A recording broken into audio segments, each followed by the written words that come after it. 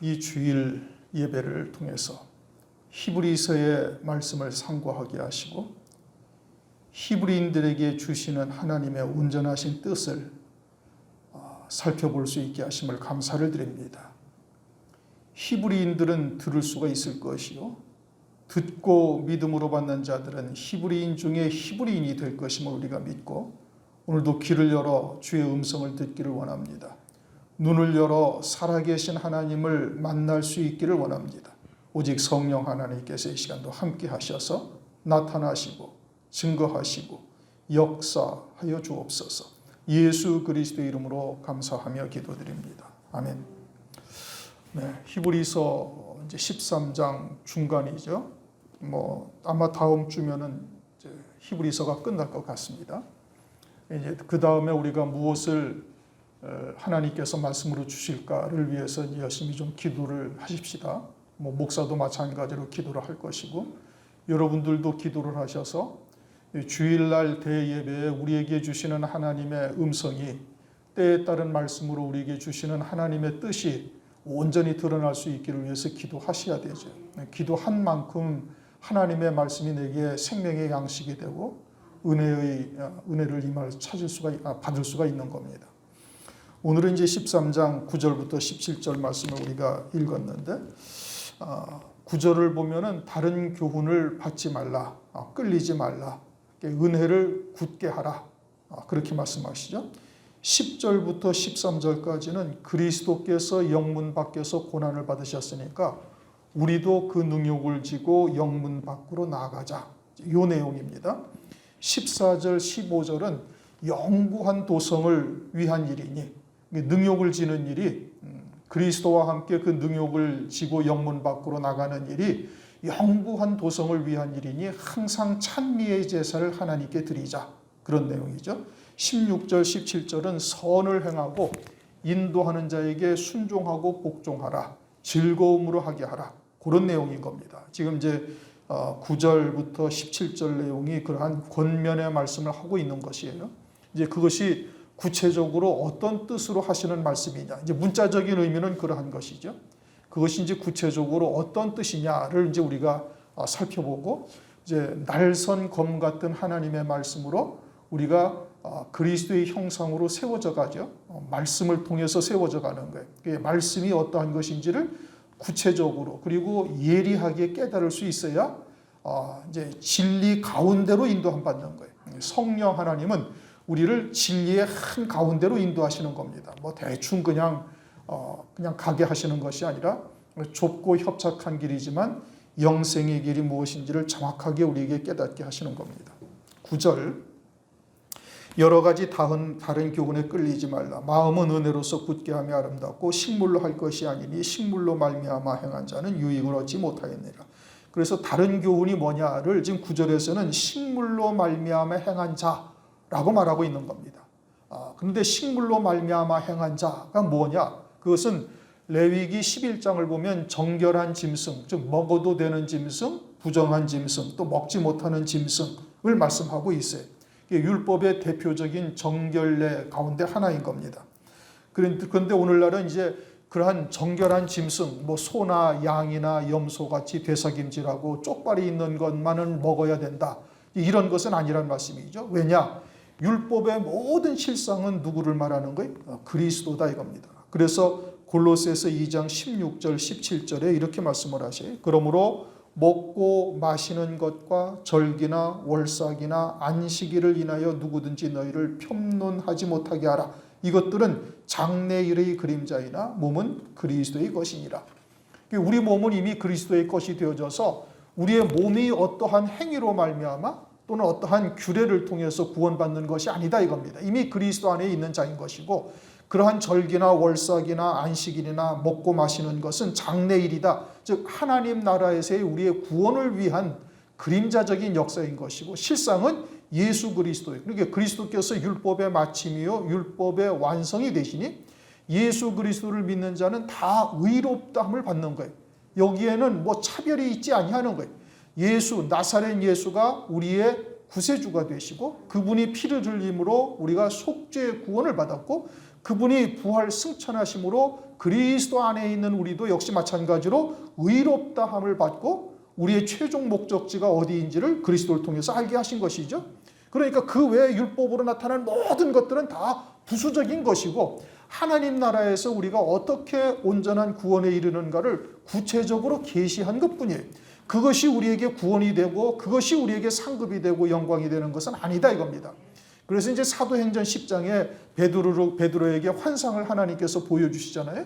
부정한 짐승들을 다 보여주시면서 잡아먹으라. 아니 주님, 나는 이런 걸 먹을 수가 없나이다. 그러니 하나님께서 하시는 말씀이 내가 깨끗게 한 것을 부정하다 하지 말라. 그리고서는 고넬료라는 이방인들에게 가니, 그러면 고넬료가 곧 뭐였다는 거예요? 부정한 짐승이었다. 왜요? 율법이 없는 자이니 하나님을 알지도 못하고 하나님을 섬기는 길이 무엇인지를 알지도 못하고 있으니 그게 곧 부정한 짐승과 같은 존재인 것을 말씀하고 있는 거예요.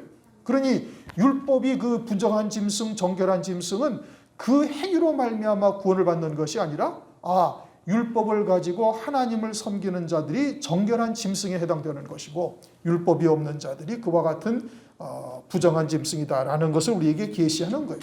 그러니까 이제는 예수 그리스도 안에서는 다시 그와 같은 식물이 우리를 정결하게 하고 구원에 이르는 것이 아니란 말씀이죠. 그런데 다시 또 율법으로 돌아가는 자들이 있는 거예요. 그래서 지켜 행함으로 구원이다. 철저하게 회개하여야 천당에 간다. 그러면서 또 그렇게 순종하는 자들이 이 땅에서도 복을 받는다. 라고 해서 다시 율법으로 돌아가는 이와 같은 신앙들이 있는데 그것이 바로 다른 교훈이다. 그리고 이제 마지막 때가 되어지면은 마태복음 24장의 5절에 말씀하고 있죠. 내 이름으로 와서 내가 그리스도라 하는 미혹의 역사가 있을 것을 말하고 있어요.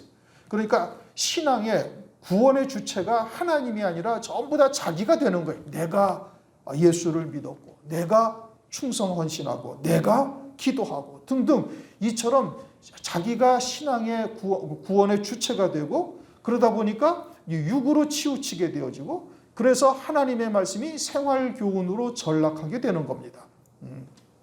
골로새서 2장 8절 누가 철학과 헛된 속임수로 너희를 노략할까 주의하라. 이것이 사람의 유전과 세상의 초등학문을 쫓으며 그리스도를 쫓음이 아니니라.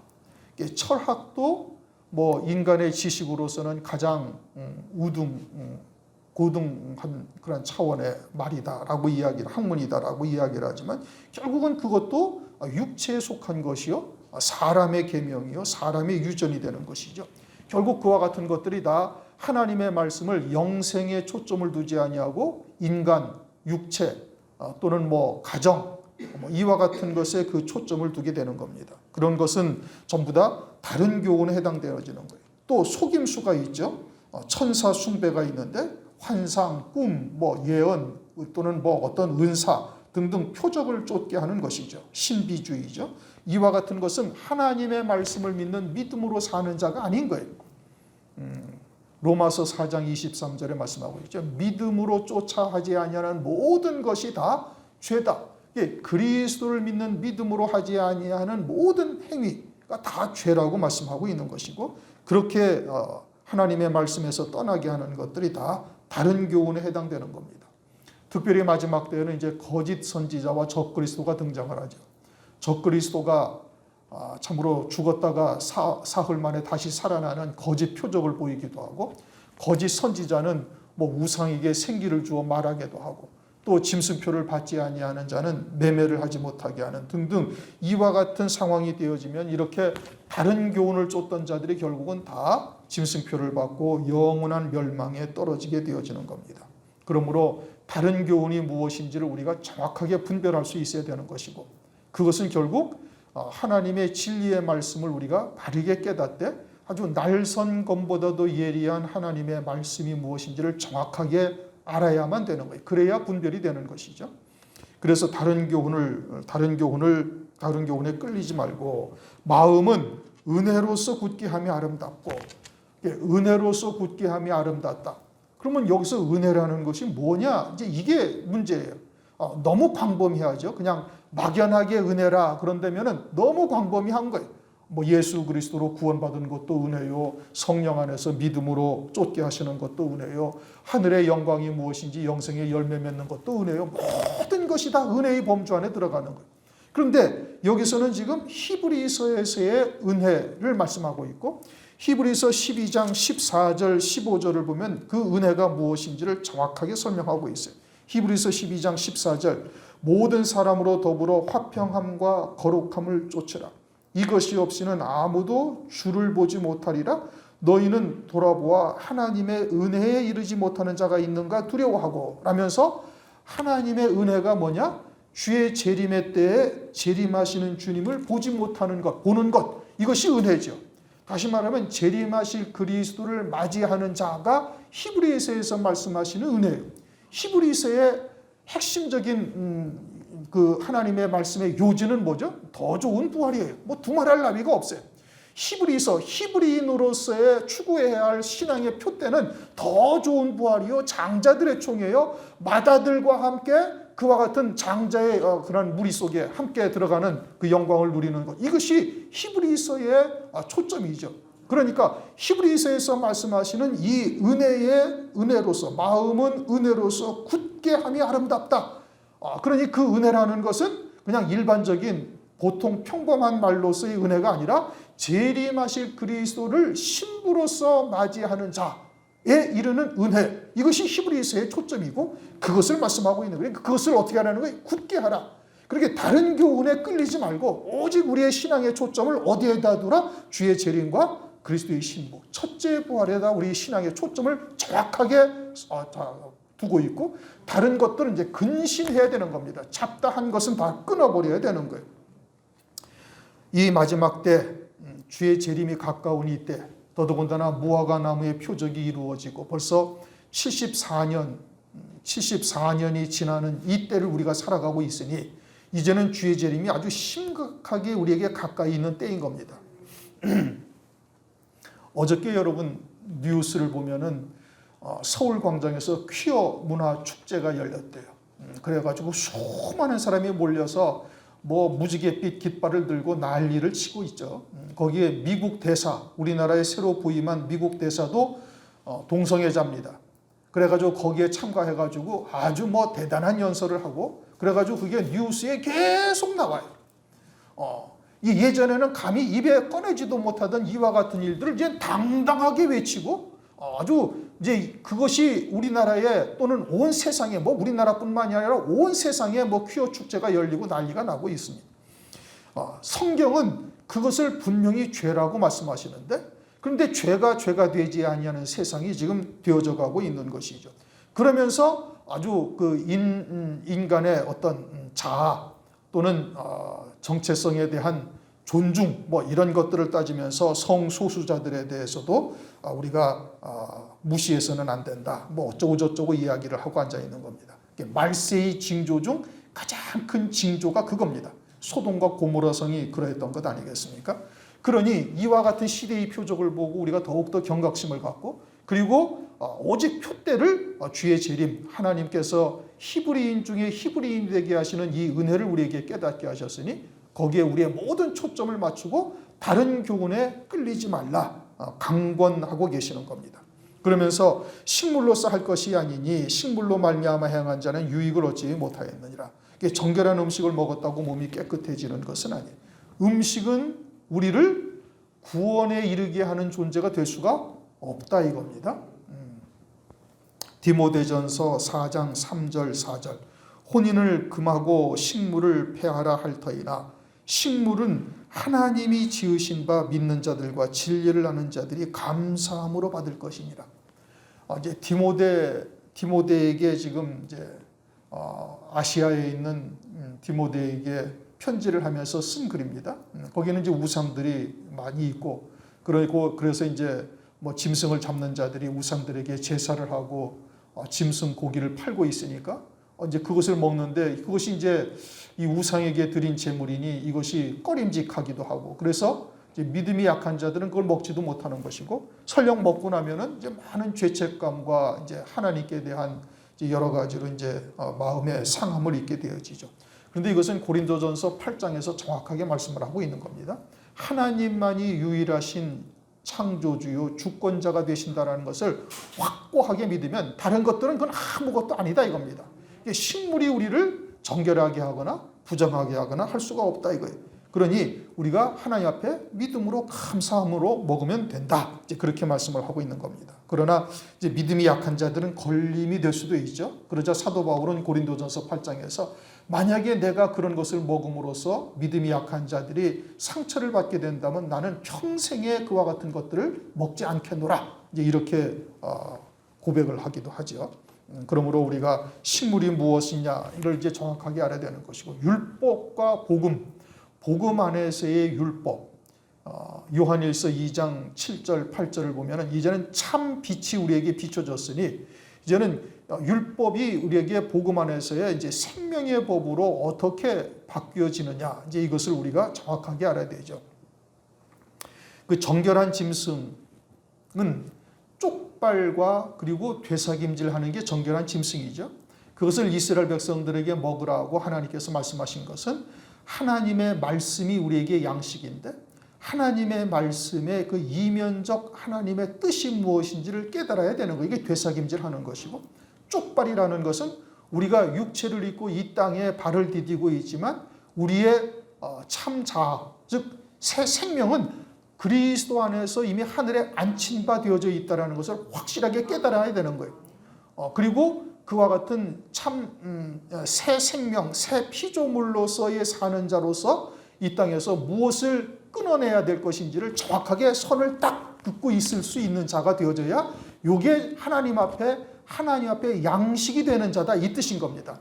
이스라엘 백성들로 하여금 염소나 또는 소나 또는 양이나 쪽발과 되삭임질하는 짐승들을 먹으면서 그것을 생각하고 자기의 신앙이 그와 같은 신앙이어야 하나님 앞에 온전한 양식이 된다는 것을 깨달으라고 주신 거예요.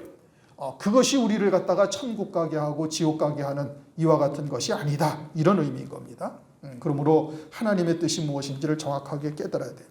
그래서 은혜에 굳게 하라, 다른 교훈에 끌리지 말라, 이것이 첫 번째 하신 말씀이요. 이제 10절, 우리에게 제단이 있는데 그 위에 있는 제물은 장막에서 섬기는 자들이 이 제단에서 먹을 권이 없나니 이는 죄를 위한 짐승의 피는 대제사장이 가지고 들어가고 그 육체는 영문 밖에서 불사름이라. 자, 지금 이 말씀은 모든 제사를 의미하고 있는 것이 아니에요. 화목제의 제물은 제사장이 먹어요, 못 먹어요? 먹어요. 그리고 화목제로서는 그 남은 것, 제사장이 가져가고 넓적다리를 가져가고 남은 것은 화목제를 드린 그 이제 가족들이 앉아서 다 나누어 먹을 수가 있게 하신 거예요. 그러면 여기에서 피는 대제사장이 가지고 성소에 들어가고 육체는 영문 밖에서 불사른다. 모든 육체는 영문 밖에서 불사른다. 이것은 무엇을 말하냐면 속죄 제물은 이렇게 하는 거예요. 속죄 제물은 먹지를 않았습니다. 속죄 제사를 드릴 때는 그 피를 휘장에다 뿌리고 가서 단불에 바르고, 그리고 나머지는 모든 것을 가지고 나가서 재 버리는 곳에 가서 다 불살랐어요. 그것이 레위기 4장 11절 12절에 말씀하고 있어요. 그 송아지의 가죽과 그 모든 고기와 그 머리와 다리와 내장과 똥, 곧 그 송아지의 전체를 진 바깥 재 버리는 곳인 정결한 곳으로 가져다가 불로 나무 위에 사르되 곧 재 버리는 곳에서 살을 찌니라. 그러니 속죄 제사의 제물은 절대 먹어서는 안 되는 것이고, 피는 뿌리고, 그리고 모든 것들은 다 재 버리는 곳에서 불살라 태웠다. 그래서 주님이 그렇게 우리의 속죄 제물이 되셨다, 이런 뜻입니다. 그래서 주님이 이 땅에 오셔서 피 흘리셔서 그 피는 하늘 성소의 단불에 바른 바가 되어지고, 그리고 이 땅에서 그 고난을 당하셨으니 진 밖에, 영 밖에서, 자, 주님으로서는 어디가 주님의 나라예요? 하나님의 나라가 주님의 나라예요. 이 땅에 육체를 입고 오신 것은 주님께서 영문 밖으로 오신 것이에요. 성문 밖으로 오신 것이다, 이겁니다. 그런데 이 땅에 오셔서 그 일생이 그냥 시시때때로 고난이요, 비아냥이요, 조롱이요, 수치를 당하다 결국에는 죽임을 당하셨어요. 골고다 언덕에서. 그래서 성문 밖에서, 이제 그것을 예표적으로 성문 밖 골고다 언덕에서 주님이 십자가 위에서 죽임 당하신 거예요. 그것을 보고 주님이 영문 밖에서 능욕을 당하시고 결국은 죽임을 당하셨다, 이 뜻인 겁니다. 그 육체는 영문 밖에서 불사름이다. 속죄 제물이 마치 재 버리는 곳에다가 모든 것을 가져가서 다 불사르는 것처럼 주님이 육신을 입고 이 땅에 오셔서 우리를 대속하시는 속죄 제물로 죽으셨는데, 그것을 유대인들에게, 율법을 가진 유대인들에게 깨닫게 하기 위해서 성문 밖에 골고다 언덕에서 십자가 위에서 죽임을 당하셨다, 이 뜻인 겁니다. 무슨 얘기인지 이해가 되셨습니까? 그래서 12절, 그러므로 예수도 자기의 피로써 백성을 거룩하게 하려고 성문 밖에서 고난을 받으셨느니라.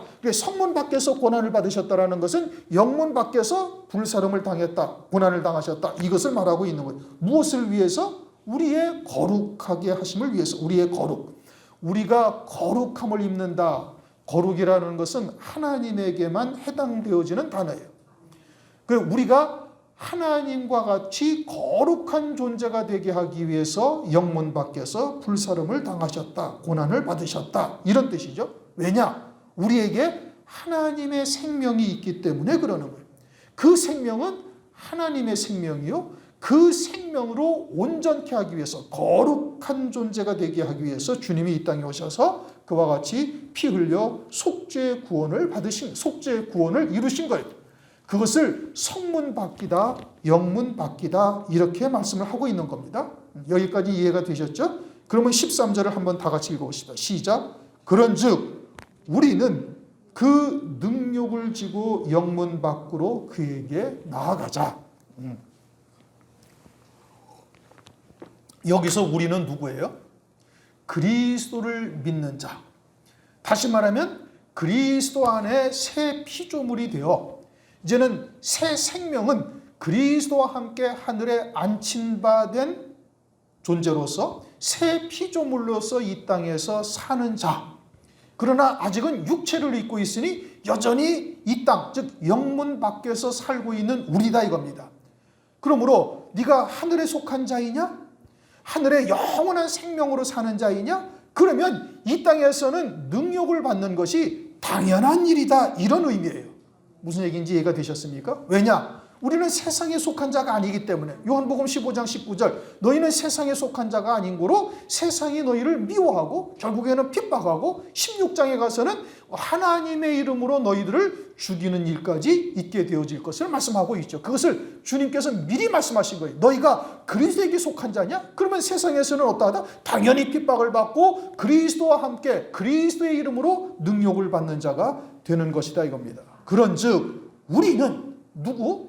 그리스도를 믿음으로 새 피조물이 되어진 자, 정결한 짐승을 통해서 무엇이 하늘에 속한 자인지를 정확하게 깨닫고 세상과 나를 정과 욕심에 십자가에 딱 못 박고 사는 자가 되어지면은, 그러면은 우리도 영문 밖에서는 그의 능력을 함께 지고 가는 자가 될 수밖에 없다, 이런 뜻인 겁니다. 그러니까 사도 바울은 어떻게 얘기했어요? 골로새서 1장 24절, 내가 이제 너희를 위하여 받는 괴로움을 기뻐하고 그리스도의 남은 고난을 그의 몸된 교회를 위하여 내 육체에 채운다. 이것이 나로 하여금 온전케 하시는 하나님의 역사라는 것을 깨달으니 도리어 그 골로새 교회의 성도들을 위해서 받는 고난을 기뻐하며 자기의 몸된 육체에 채운다라고 고백을 하고 있는 겁니다. 그러면 우리들도 역시 마찬가지로 그리스도와 함께한 후사가 되기 위해서는 고난도 마땅히 받아야 될 것이다 라고 성경은 말씀하고 있으니, 우리에게 다가오는 여러 가지의 연단, 시험 또는 불같은 시련, 이런 것들을 기쁘게 감당할 수 있는 자가 되어야 되는 거예요. 신앙이 어릴 때는 그런 것이 감당하기가 어렵죠. 그러나 이제 점진적으로 우리가 하나님의 말씀을 통해서 그러한 하나님의 사랑을 깨닫고 믿음으로 받는 자가 되어지면은 예전보다는 그래도 한 걸음 더 나아가서 그런 것들을 감당하게 되어지고, 그렇게 매일매일 하루하루를 승리하는 자가 되어지면 환난 날에 넉넉히 이기는 자가 되게 하시는 겁니다. 내일 일은 염려하지 말라 이거예요. 아직 내게 다가오지 아니한 일 가지고 막 걱정하고 그것을 갖다가 감싸 안고 낑낑거릴 필요가 하나도 없는 것이, 그냥 오늘 하루를 믿음으로 승리하면 내일은 또 이길 수 있는 은혜를 하나님께서 주시는 겁니다. 그러므로 우리가 이와 같이 우리가 그리스도의 남은 고난, 또 그리스도와 함께 그와 같은 고난을 받는 것, 그것을 기꺼이 감당할 수 있는 자가 되어야 되는 것이죠. 주님도 그것을 바라보면서 그 영광을 바라보면서 그와 같은 십자가를 개의치 아니하셨다. 그렇게 말씀을 하고 있죠. 또한 히브리서 11장 26절에도 보면은 그리스도를 위하여 받는 능욕을 애굽의 모든 보화보다 더 큰 재물로 여겼으니 이는 상 주심을 바라봄이라. 이게 새 피조물이 되고 그리스도 안에 하늘에 앉힌 바가 되어진 자가 되어지면은 하늘에 예비된 영광을 바라보면서 그리스도를 위하여 받는 능력을 오히려 기꺼이 감당하는 자가 된다라고 말씀하고 있는 겁니다. 문제는 그 능력이 어떠한 능력이냐예요. 하나님의 영광을 위한 것이냐, 하나님의 뜻을 이루기 위한 것이냐, 아니면 자기의 어떤 의지 또는 자기의 어떤 세상에 속한 무엇인가를 위해서 그러는 것이냐. 그것은 이제 하나님께 합당한 믿음의 실현이 될 수가 없죠. 그리스도를 위한 능력이어야만 되는 겁니다. 그리스도를 위한 능력이라는 것은 하나님의 뜻, 하나님의 영광을 위하여 받게 되어지는 여러 가지의 시험, 연단 또는 불같은 시련, 이와 같은 과정들을 말씀하고 있는 겁니다. 세상에 복된 것이나 잠시 잠깐의 이 땅의 것들을 위한 고난은 그리스도와 함께한 고난이 될 수가 없는 것입니다. 영문 밖의 일을 위한 고난이어야 그리스도와 함께한 고난이 되는 거예요. 그리고 14절 우리가 여기는 영구한 도성이 없고 오직 장차 올 것을 찾나니 이 세상에 있는 것들은 잠시 잠깐이죠. 영원한 것이 없는 겁니다. 영구한 도성이 없어요. 영구한 도성이라는 것은 하나님의 나라요, 새 예루살렘 성이죠. 히브리서에서 말씀하시는 도성이라는 것은 첫째 부활의 영광이고 그것은 새 예루살렘 성의 영광이요. 그 성이 영구한 도성입니다. 그러므로 15절 이러므로 우리가 예수로 말미암아 항상 찬미의 제사를 함께 하나님께 드리자. 왜요? 이 영구한 도성을 위한 여러 가지의 시험이요 불같은 시련이니 그리스도와 함께 받는 고난은 그것을 위함이니 어떻게 되는 거예요? 하나님께 찬미의 제사를 드리자라고 말씀하고 있는 겁니다. 그렇게 하늘에 속한 자로서 이 땅에 살게 되어지면은 세상과는 타협할 수도 없고 세상이 미워할 수밖에 없는 거예요. 그러니 이 세상에서의 고난, 그 능욕을 지는 것은 당연한 일인 겁니다. 주님이 이 땅에서 고난을 받으신 것과 같이 우리도 하늘에 속한 자로서 살아간다면 이 땅에서 그 능욕을 지고 함께 가는 것이고 그렇게 되어지는 자는 하늘에 하나님께서 그 영구한 도성을 위한 것임을 깨닫고 항상 찬미의 제사를 드리는 거예요. 때로는 우리에게 힘에 겨울 정도의 고난이 우리에게 다가올 수도 있죠. 그러나 하늘에 속한 자라면 이것이 나로 하여금 온전함을 이루게 하시는 하나님의 역사라는 것을 깨닫고 도리어 하나님께 영광을 돌리며 하나님께 감사를 드리게 되는 겁니다. 우리가 그와 같은 믿음에 이를 수가 있어야 되는 것이죠. 베드로전서 4장 1절 2절에도 이렇게 말씀하십니다. 그리스도께서 이미 육체의 고난을 받으셨으니 너희도 같은 마음으로 갑옷을 삼으라. 이는 육체의 고난을 받은 자가 죄를 그쳤음이니 그 후로는 다시 사람의 정욕을 쫓지 않고 오직 하나님의 뜻을 쫓아 육체에 남은 때를 살게 하려 함이라. 우리가 이 땅에서 여러 가지의 시련, 불같은 믿음의 시련을 겪게 하시는 이유는 육체를 쫓지 아니하고 오직 하나님의 뜻을 쫓아 육체에 남은 때를 살게 하기 위해서 그러시는 거예요. 그래서 환난은 인내를, 인내는 연단은 소망을 이루게 하는 것이죠. 그래서 이는 그 이름을 증거하는 입술의 열매니라. 그 이름을 증거한다? 그리스도의 이름이죠. 오늘 새벽 시간에도 우리가 상고했죠. 하나님의 이름으로 다윗이 나가요. 단순히 그냥 여호와 하나님의 이름을 외치면서 나갔다는 뜻이냐? 그런 것이 아니죠. 하나님의 이름, 그리스도의 이름, 그 이름을 증거하는 입술의 열매다. 그것은 하나님께서 우리를 향하신 뜻이 무엇인지를 정확하게 깨닫고 믿음으로 하나가 되어져서 이제는 내가 사는 것이 아니라 내 안에 그리스도께서 사시는 삶이 되어야 되는 거예요. 그러니 하나님의 시각으로 세상을 바라보게 되어지고 그러니 당연히 찬미의 제사, 하나님께 찬송과 영광을 돌리게 되는 것이죠. 이에 내게 영원한 영생의 복을 주시기 위한 하나님의 사랑이라는 것을 깨달으니 육체로는 비록 고통스럽고 힘들고 고난을 겪는 할지라도 그것을 통해서 이루실 하나님의 영광을 생각하니 그 속사람으로서는 기뻐하며 찬양하며 하나님께 영광을 돌리게 되는 거예요. 다니엘서 6장을 보면은 다니엘이 고발을 당하죠. 그런데 그 고발을 당하는 이유가 뭐냐? 그 신상에게 절하지 아니하는 것인데 이 왕의 어인이 찍힌 명이 내렸음을 알고도 늘 하던 대로 자기 방에서 예루살렘을 향하여 하루에 3번씩 무릎을 꿇고 기도하더라. 이제 그것이 이제 시기하는 자들, 질투하는 자들의 눈에 걸려가지고 이제 고발을 당해서 사자굴에 이제 던져지기도 하는 겁니다. 그런데 다니엘은 그렇게 자신을 죽이려는 함정이라는 것을 뻔히 알고 있음에도 불구하고 예전과 같이 자기 방에서 예루살렘을 향하여 하나님께 3번씩 무릎을 꿇고 기도하며 감사하였더라. 이렇게 말해요. 감사하였더라. 다니엘서 6장 10절. 다니엘이 조서에 어인이 찍힌 것을 알고도 자기 집에 돌아가서는 그 방의 예루살렘으로 향하여 열린 창에서 전에 행하던 대로 하루 3번씩 무릎을 꿇고 기도하며 그 하나님께 감사하였더라. 다니엘이 총리가 되었을 때도 하나님께 감사하였다라고 성경에 기록되어 있질 않아요. 그런데 사자굴에 던져질 것을 뻔히 알고 그 사자굴에 던져져서 죽임을 당한다면 그것은 곧 첫째 부활의 영광이요 하나님의 영광을 위하여 죽임을 당하는 것이니 그것으로 하여금 최고의 영광의 자리에 오르게 하시는 하나님의 사랑이라는 것을 깨닫고 하나님께 감사하였더라. 성경에 그렇게 기록을 하고 있습니다.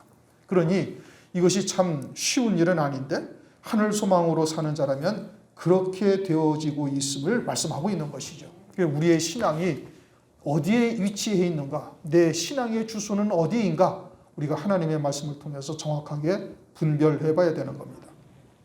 16절, 오직 선을 행함과 나눠주기를 잊지 말라. 그러면 세상에서 착한 일하고 어렵고 힘든 자들에게 이게 불쌍히 여기고 그들을 도와주라 이런 뜻이냐? 그런 뜻은 아니죠. 그건 육으로 보는 시각이에요. 이게 성경은 육으로 보는 것이 아니라 영으로 봐야 되는 거예요. 하늘에 안친받은 자로서의 선을 행한다라는 것은 뭘 말하는 거예요? 하나님만이 선하시고 하나님의 뜻이 선하시니 하나님의 뜻을 쫓아 믿음으로 하나가 되어져 이루는 것이 이게 선을 행하는 거예요. 다른 것이 아니고 육신의 생각으로 보면 안 되는 겁니다. 성경은 누구에게 주신 거예요? 거듭난 자에게 준 거예요. 출애굽한 이스라엘 백성들 그리고 홍해를 건넌 이스라엘 백성들에게 주신 거예요. 그러니까 유월절 양으로 죄사함을 받고 홍해물을 통해서 세례받은 자에게 주신 것이 하나님의 말씀이에요. 그러니까 하나님의 말씀의 시각을 아직도 그냥 홍해 바다를 건너지도 아니한 육신에 속한 자로서 바라보면 아주 하나님의 말씀을 철저하게 오해하고 하나님의 말씀이 사람의 교훈으로 전락하게 되어지는 겁니다. 이게 선을 행한다. 하나님의 뜻을 쫓아 믿음으로 연합하여 하나님의 도구로 쓰임받는 겁니다. 나눠주기를 잊지 말라. 그럼 뭘 나눠준다는 거예요? 하늘에 속한 자로서 뭐를 나눠줘요? 하늘에 예비된 영광을 바라보며 그 영광을 어떻게 이루게 되어지는지 영광의 복음, 하나님의 진리의 말씀을 나눠주는 거예요. 그것이 그들에게 참된 복이요, 그것이 그들에게 영원한 영생에 이르는 것이니 우리가 나눠줘야 할 것은 물질을 나눠주는 것이 아니라 그것을 나눠줘야 되는 거예요. 하나님께서 히브리인에게 주신 것이 오늘 히브리서의 최종 목적지가 어디라고요? 더 좋은 부활, 새 예루살렘 성, 영광의 복음이요 영원한 복음이죠. 그러면 히브리인들이 나눠줘야 할 것이 뭐예요? 그 영원한 복음을 나눠줘야 되는 거예요. 참된 복음, 이 때에 따른 말씀을 나눠주는 것을 잊지 말라 이겁니다. 다른 것은 그렇다고 그럼 물질은 전혀 나눠줘서는 안 된다 이런 뜻은 전혀 아니에요. 그것은 아니란 말씀이죠. 세상에서 착하게 살지 말아도 된다는 뜻이냐? 그것이 아니죠. 우리가 거듭난 자가 되어져서 정말 하나님의 사랑과 은혜를 제대로 체험했다면 어떻게 세상에서 그냥 막가파 같이 그렇게 살아갈 수가 있어요? 그건 있을 수가 없는 일이죠. 그리고 어떻게 그렇게 불쌍한 사람들을 보고 또한 돕지 아니할 수가 있겠어요? 그런 것을 말하는 것이 아니다 이겁니다. 하나님의 말씀의 초점이 무엇인지를 우리가 바르게 깨달아야 되는 것이죠. 이 같은 제사는 하나님이 기뻐하시느니라. 그렇게 선을 행함과 하나님께서 내게 베푸신 은혜를 나눠주는 것을 하나님이 기뻐하신다 이겁니다. 그것이 하나님이 원하시는 바지요.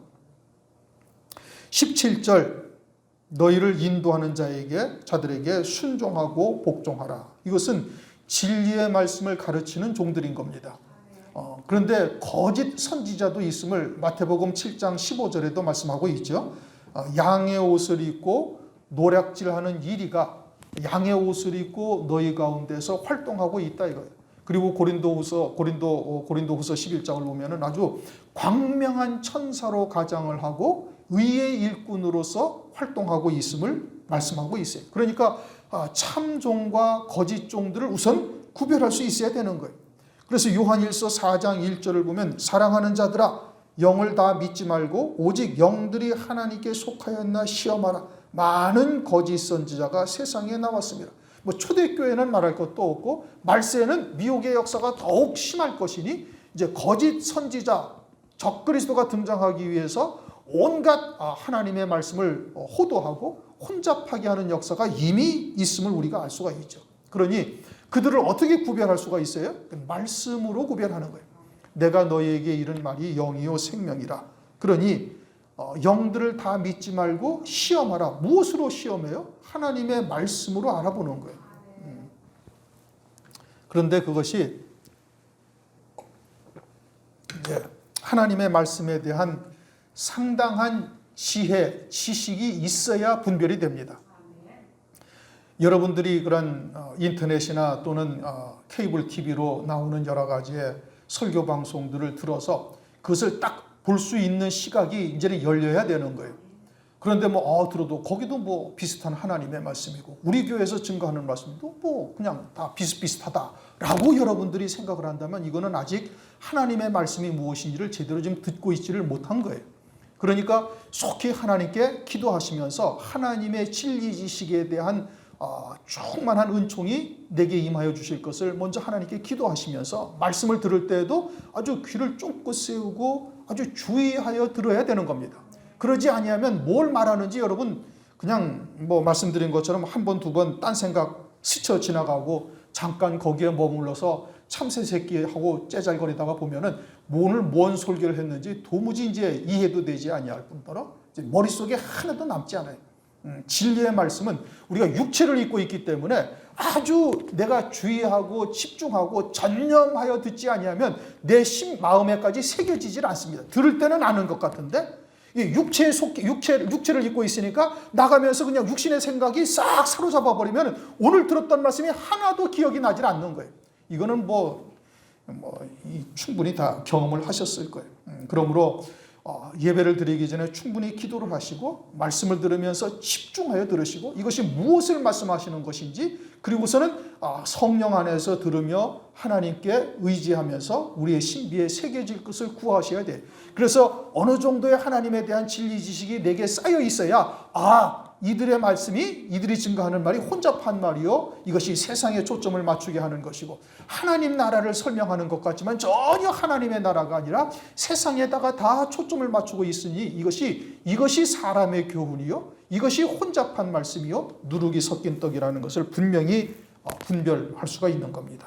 그렇게 인도하는 자들에게 순종하고 복종하라. 순종 복종은 이미 여러 차례 설명을 드렸습니다. 복종은 그러한 참종이라면 내가 미처 깨닫지를 못한다 할지라도 그냥 그대로 딱 따르라 이겁니다. 복종이죠.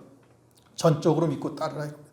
저희는 너희 영혼을 위하여 경성하기를 자기가 회개할 자인 것 같이 하라. 여기 회개할 자인 것 같이 하느니라. 회개라는 것은 계산하는 겁니다. 하나님 앞에 잘못된 것을 목사는 알고 있으니까 아주 깨어 지키면서 그것을 위하여 기도하는 거예요. 실수하고 넘어지고 또는 시험에 들면 그것을 위해서 애타하면서 주의 종은 오히려 자신이 회개할 자인 것처럼 하나님 앞에 기도하고 있다 이겁니다. 고민하며 모든 사역을 거기에 초점을 맞추는 거예요. 우리에게 보여주신 표대, 첫째 부활의 영광, 그 영광에 이르도록 길러가는 것이 주의 종의 사명이죠. 말씀을 통해서 그렇게 깨닫게 하고 부단히 또 위로하고 소망을 다시 한번 확인하며 나아가게 하는 것입니다. 그것을 위해서 금식하며 그것을 위해서 기도하고 애통해하며 하나님께 간구하는 것이죠. 중보하는 것이죠. 그러니 그와 같은 일을 어떻게 하게 하라? 저희로 즐거움으로 이것을 하게 하고 아주 기쁘게 그것을 감당하게 하라는 겁니다. 즉 여러분들을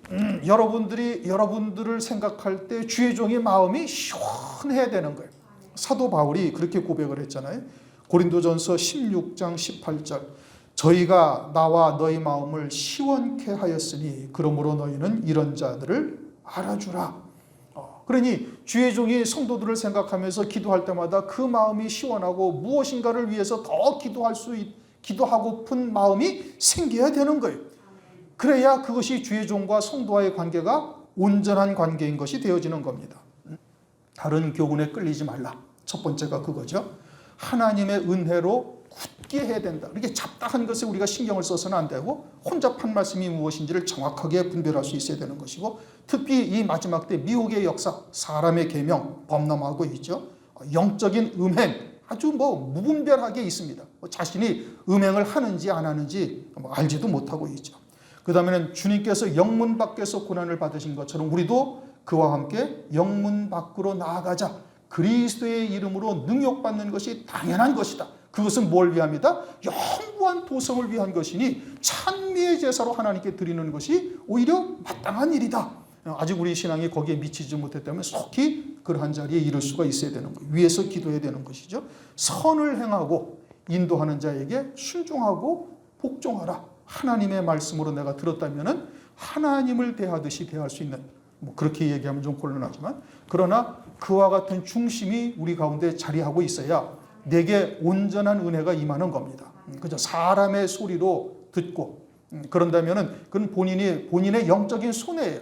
그러니까 똑같은 교회에서 똑같은 설교 말씀을 들어도 영적으로 그냥 큰 걸음씩 확확 뛰는 자가 있고, 그냥 여전히 그냥 고자리에서 맴돌고 다람쥐 쳇바퀴 돌듯 그와 같은 신앙도 있는 거예요. 각자의 몫이죠. 우리가 어떻게 신앙생활을 해야 될 것인가, 히브리인들에게 하시는 말씀인 겁니다. 기도하시겠습니다. 하나님 아버지 감사합니다. 오늘도 히브리서 13장 말씀을 통해서 히브리인들에게 주시는 교훈으로서 우리가 들을 수 있도록 은혜를 베풀어 주시니 감사를 드립니다. 은혜로서 굳게 함이 아름답다. 우리에게 표대가 무엇인지를 다시 한번 확실하게 확인하게 하시고, 잡다한 것에 우리의 마음을 빼앗기거나 흔들리지 않는 자 될 수 있도록 은혜를 베풀어 주시옵소서.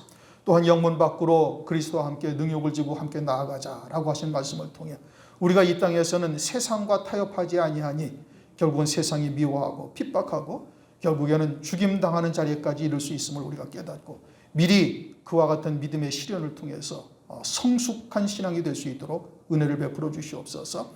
영구한 도성은 하늘나라에 있은즉 그와 같은 것을 위한 하나님의 사랑인 것을 깨닫고 찬미의 제사를 드리는 자 될 수 있도록 역사하여 주시옵소서. 또 선을 행하되 인도하는 자에게 순종하고 복종하는 자가 되어져서 내게 예비하신 영광에 온전히 이르는 은혜에 온전히 합당한 열매를 맺는 자 될 수 있도록 은혜 베풀어 주옵소서. 예수 그리스도 이름으로 감사하며 기도드리옵나이다.